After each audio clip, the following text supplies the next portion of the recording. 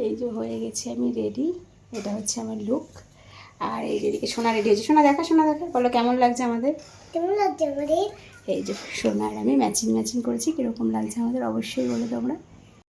সোনা আর আমি রেডি হয়ে গেছি, তো তোমরাও দেখে বলো কেমন হয়েছে আমাদের লুকটা। লুকটা কেমন হয়েছে আমাদের? এটা আমার সোনা। আমার সোনা। তো আমরা রেডি হয়ে নিচে চলে এসেছিলাম মামুনিকে নিয়ে, তিনজনে মিলে একসাথে চলে যাচ্ছিলাম হচ্ছে মন্দিরে। তো আমরাতে হচ্ছে একটু লেট হয়ে গেছিলো, সোনাকে খাইয়ে ঠাইয়ে ওকে রেডি করি, আমি নিজে রেডি হয়ে যেতে, যেহেতু প্রথমে ননদিনী চলে গেছিলো, ও একটু তাড়াতাড়ি যাবে বলে, তাই ওকে রেডি করিয়ে তারপর সোনাকে খাইয়ে আমি দেন রেডি হয়েছি। তো একটু টোটোর জন্য বেশ অনেকক্ষণ দাঁড়িয়ে থাকতে হয়েছিল, বেশ 3:30 বেজে গেছিলো, একটুখানি দুপুর টাইম তো একটু টোটোটা তখন একটু সমস্যা হয় পাওয়াটা। তাই এবার টোটোয় উঠে গিয়ে আমরা চললাম হচ্ছে মন্দিরের দিকে।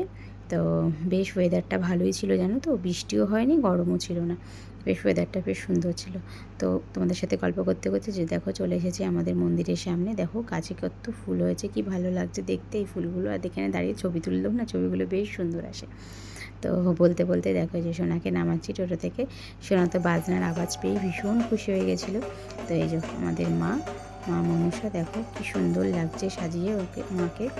আর এখানে দেখো প্রচুর লোক জমেছে, সবাই হচ্ছে উপোস করেছে, অঞ্জলি নেবে বলে সব বসে আছে আর পুজোও দেখছে। বেশ অনেক ভিড় হয়, তো এখন একটু কম আছে, এখন যেহেতু সবে পুজো শুরু হয়েছে তাই জন্য মানে বেশ অঞ্জলি দেওয়ার সময় আরও অনেক ভিড় হয়ে যাবে।